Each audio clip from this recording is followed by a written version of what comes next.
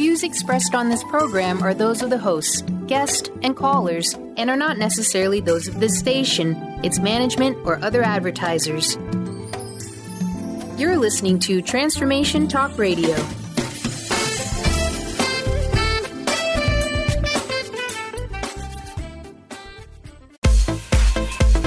That moment when you realize you have mastered your wellness. When you've become so resilient, you can conquer any hiccup life throws you. Yeah, well, me either. But I still ride unicorns. I'll teach you how to become a mindset master. You will learn how your habits and behavior affect your success of nutrition, exercise, relationships, organization, and so much more. It's your reality, and you need to do it your way. Self-care and self-love are anything but selfish. Take charge, get excited. If not now, then when? Grab your espresso and get ready to talk all things wellness. It's time for Coach, Couch, and Coffee Radio with Coach Peggy Willms right now.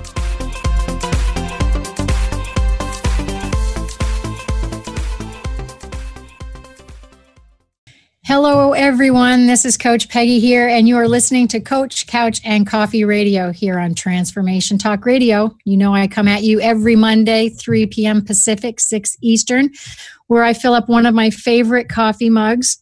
And this one's the one I've got here today. I'm a majestic princess. My guest, Mary Heath, what do you have for a mug? I've got mine here. You've got your... I've got my love mug. Yes, I love mugs. Thank you. Oh, you guys, I'm excited for the show today. I am sure you are no strangers to stress or depression or life changes, the roller coaster of life. I know I am not a stranger to it. So my guest here is going to help us get back our life. So excited. I have read this book. I need to reread it and read it again. It's like an encyclopedia. I love it. So Mary studied with the International Stress Management Association in the UK. She's a certified counselor. She's been awarded with diplomas in coaching, energy field healing, advanced practitioner, and emotional freedom technique. And she has been doing this for a little while, just like myself, a few days, right, Mary? Welcome, welcome. You've done this in many settings, so you're a wealth of knowledge. So thank you so much for joining us. It's my pleasure. Thank you for inviting me. Yes, all the way across the Atlantic, you guys. Mary is in, are you in London? What city are you in? I'm in a place called Solihull, which is near Birmingham, in the Midlands, in the middle of England. So 100 miles away from London. Okay, see, we Americans, I should say we Americans. Oh, it's England. Oh, it's London. Well, awesome. So this book that you have written, Get Back Your Life, which you also have a CD, so we'll chat about that. But what really got you to put this all together? Was it your client history, personal history? Take me to Mary's world. Well, it's quite a long story, so I'll try and make it brief. But I'd been teaching yoga to begin with. When I suffered postnatal depression. And then I went on to learn other disciplines and so on. And I started to counsel and to teach, and I devised different courses and groups working in mental health in the National Health Service. And over a period of time, I found that doing a stress management group and then a self-esteem building group and then a relaxation session and a session, I thought it's too much. There are too many different courses. And I learned so much that, we're all unique individuals. And so what suits one person doesn't necessarily mean that another person is going to benefit. Yeah. And so gradually, over a long period of time, I decided to devise and facilitate one 12-week course, which consisted of all those different disciplines. It was CBT-based, cognitive behavioral therapy, and it worked because everybody got little bits of something that they needed. And the results were phenomenal. And when I came to retire, someone said, there are so many handouts that you've given to us. You need to put them all in a book. And I said that, Mary. I said that to you. And I thought, no, I don't think so. But then other people started to say, Mary, you've got so much stuff going on in your head. You need to get it down on paper. So I'd been retired a year, and then I thought, I really have to do that. It was niggling at me, and so I did it, and there you go. Get your life back. Well, and what I like about it too, and we'll go into some of the tools and strategies, and maybe even you can share your favorite 3, but life is a roller coaster and the ups and downs and twirlies. And so what today might be stressing me out or depressing me, and that tool works today, may not resonate or work at all in 60 days. And I know it's a 12-week program, which I love, but you can go back and revisit it. It's, like I've mentioned before, it's like a living Bible. You can get, because I find with my clients lots of times when I present things, I don't want them to think they have to master them all. It's a toy box. And with yours, that's very much the same. So you don't have to follow it all the way through, correct? Not necessarily, no. I mean, I do advise, if people are really serious about not only recovering, but eventually leading a really full and happy and peaceful life, it is better to go through it systematically. If there's anything that doesn't resonate with a certain individual, then they can skip that. But it is set out so that one can progress and learn all the different skills in order that they should be taught and learn. But on the other hand, I know some people that bite and they just dip into it, for maybe a tip for the day, or learning something different. If they need guidance or insight or wisdom, they can just open the book and work on that. They can do it that way, but it's best to work through it. Right. Yeah, I think I was saying is I love that it's a 12-week program, because it takes so long to embed things and really absorb them. But what I meant by it that I like it, there's so many worksheets and just processes that you can go through. I know for me personally, sometimes I have to do them a few times. Oh, yeah. And just do it and do it and do it. And that's what I love about it. You got kind of that go back feel to the way you've laid it out. Yes, that's right. And if you think a particular exercise or directive is helping you, you can keep going back to that. If you forget something, you can go back to it. Yeah.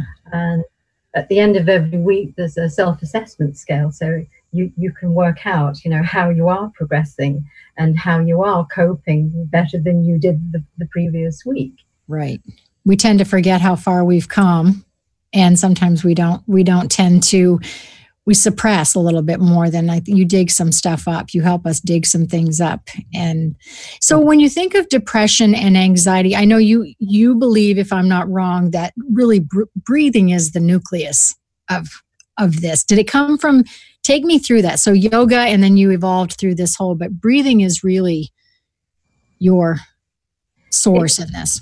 It is, because the breath is the life force. It's the chi, it's the energy. Without it, we're not alive. Take your first breath when you're born, and your last when you go. Right. And it is the link between mind, body, and spirit.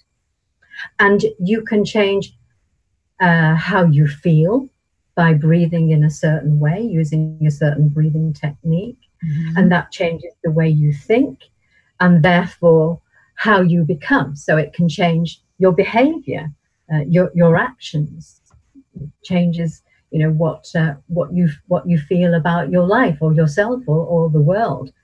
The breath is everything. It's very, very important.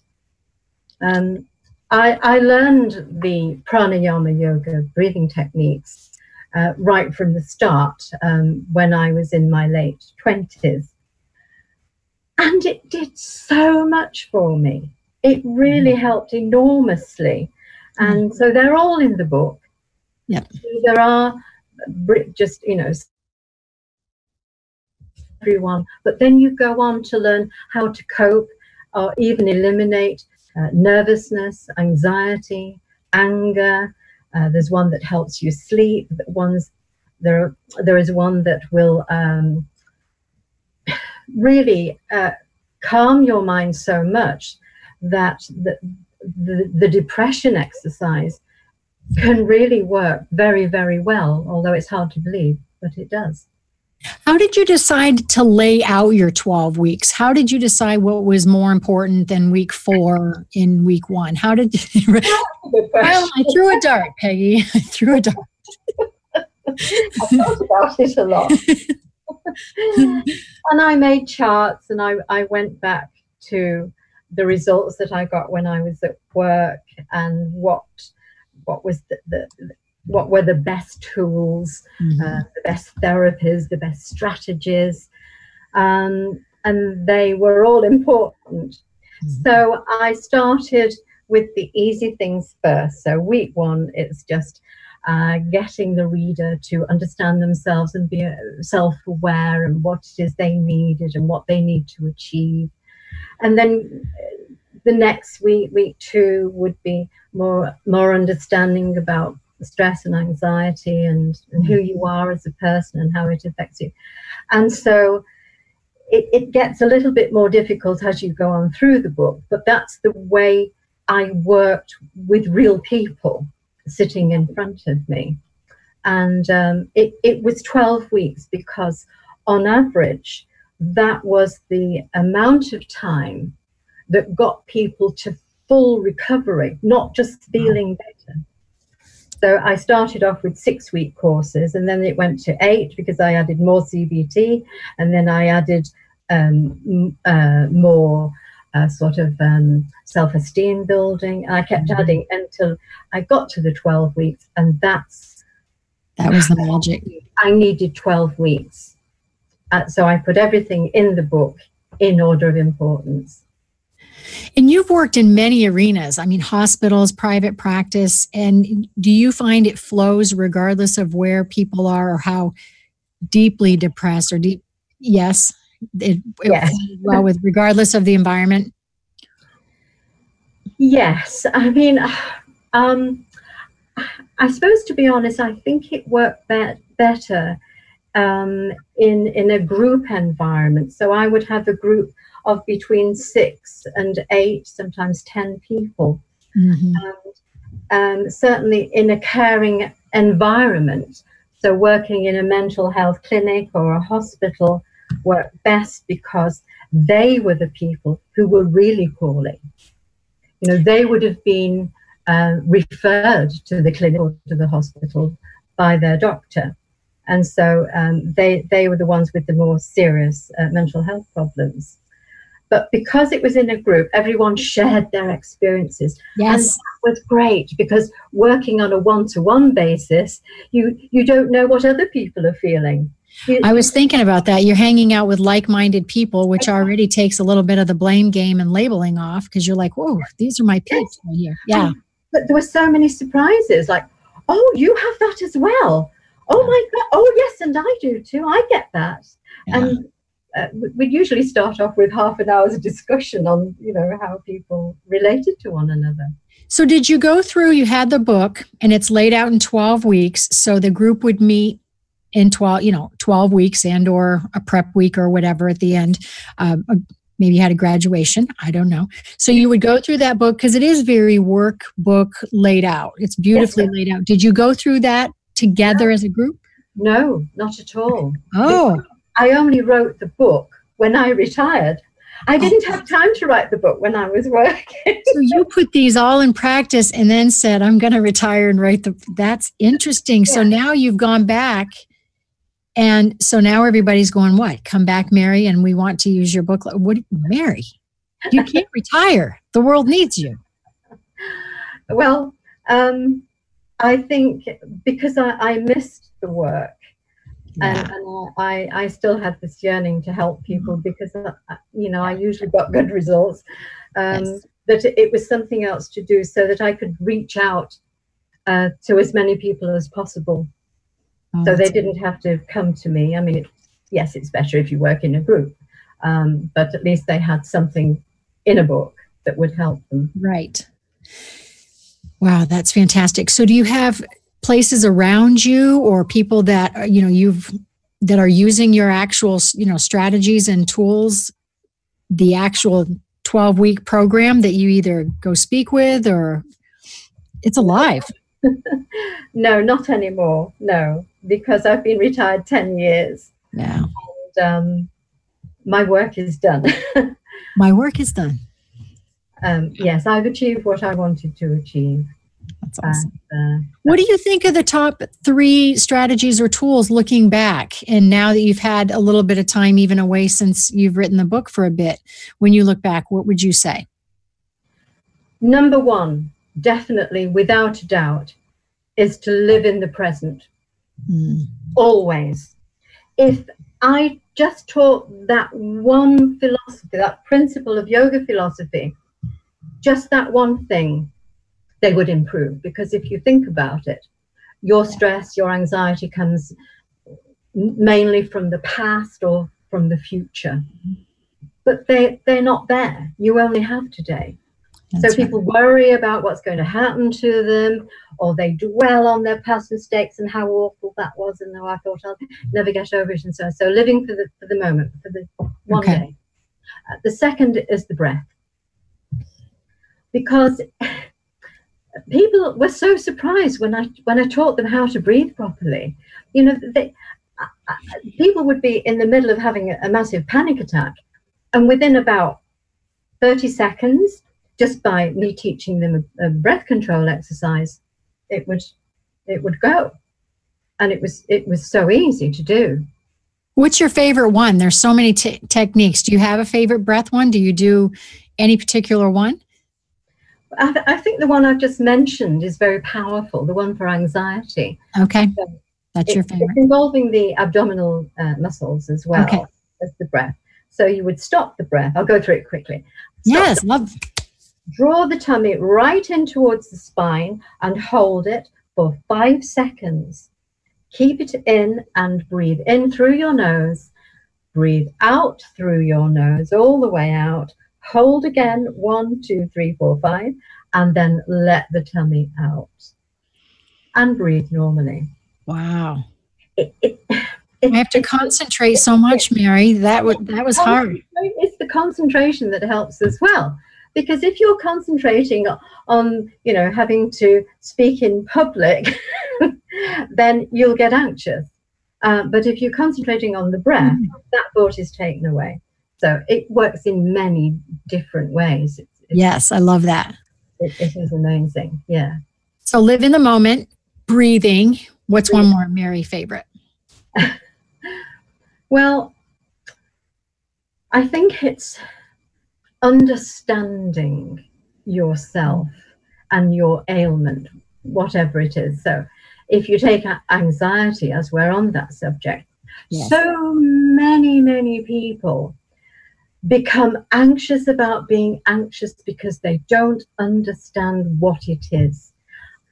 I teach them the fight-flight response. You'll know about that. I'm sure a lot of other people know, but basically it's our survival mechanism. So we inherited it from primitive man, only today in this present time, obviously we're not being chased by saber-toothed tigers, but we have got our various anxieties, that we have fears.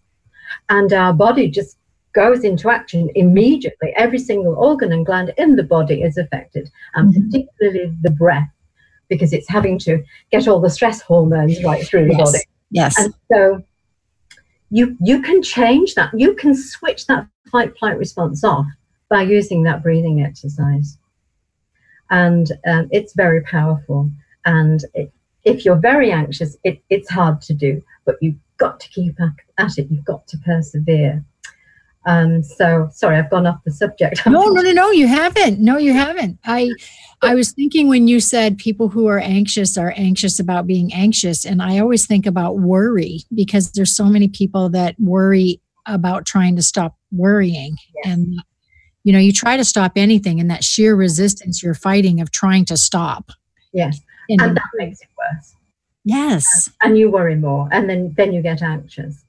But once a person understands that anxiety is a normal human reaction to a thought, which changes the breath, and they understand why their heart is racing, why their digestive system is stopping working, why they've got headaches, why they're sweating.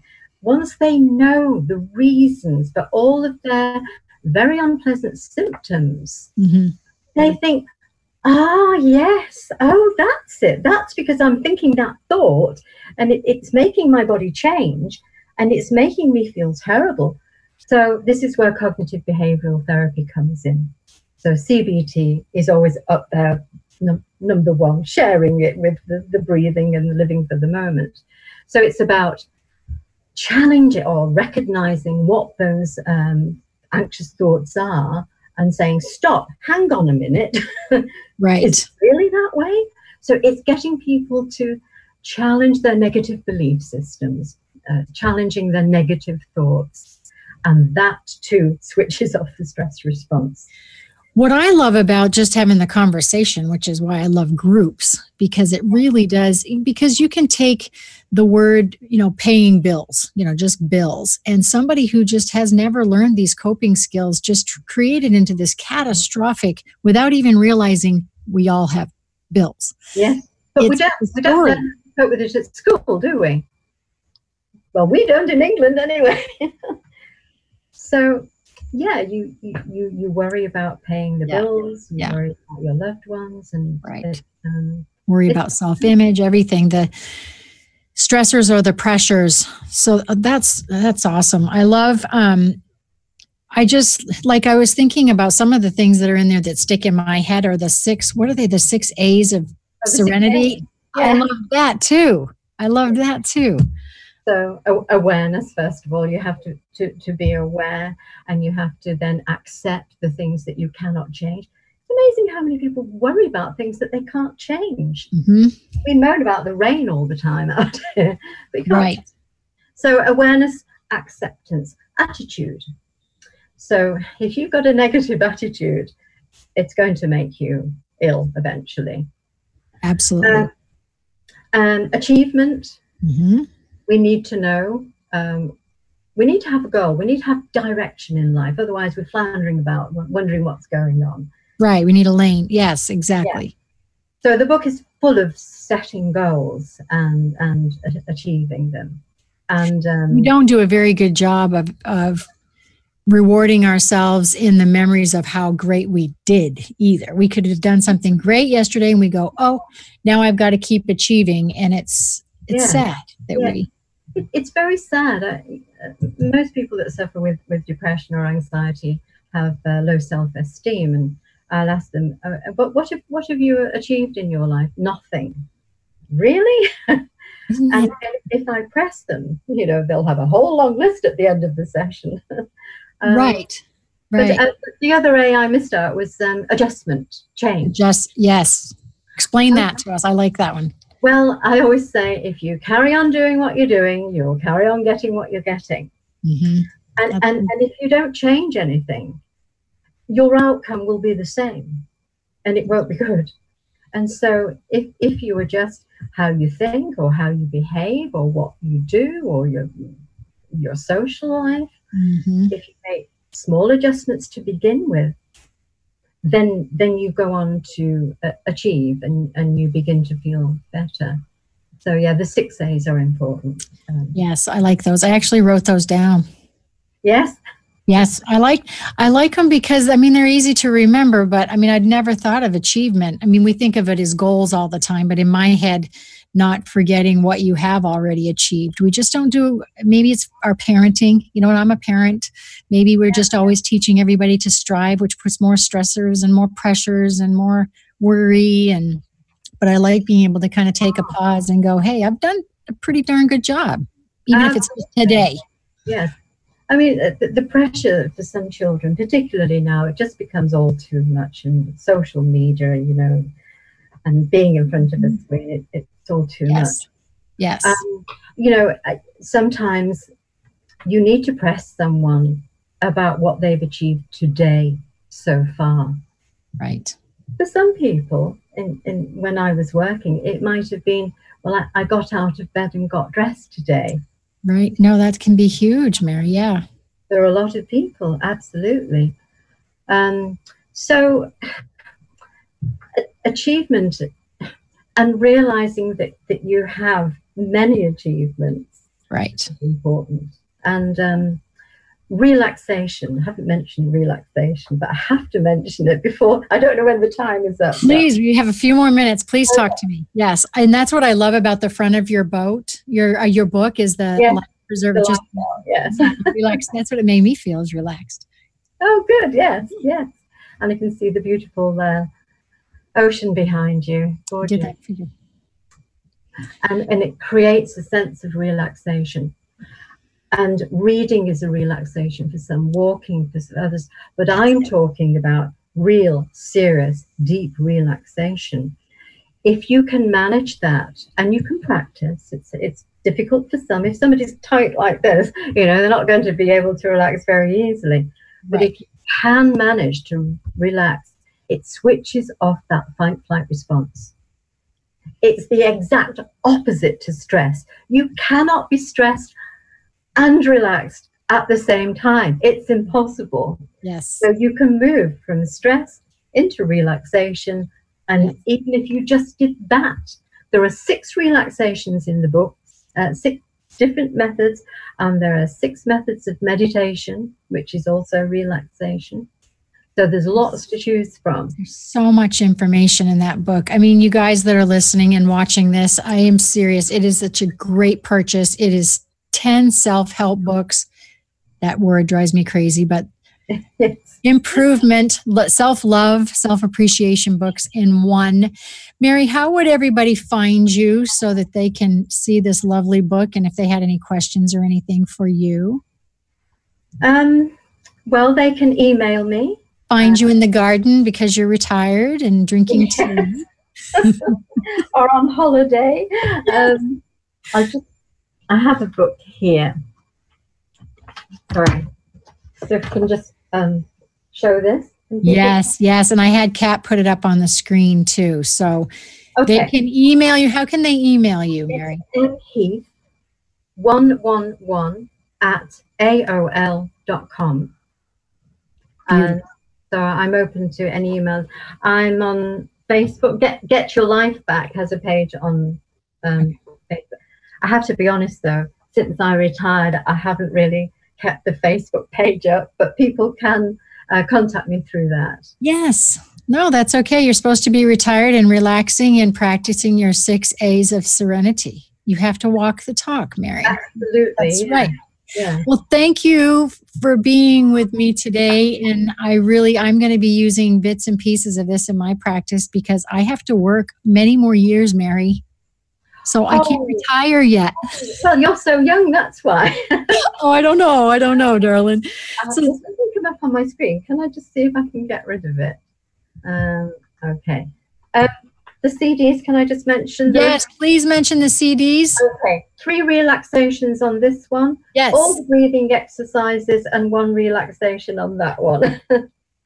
Fantastic. That's awesome. Well, thank you for being with me, and I hope you guys all reach out to her and get her resources. They are amazing. They will help you immensely.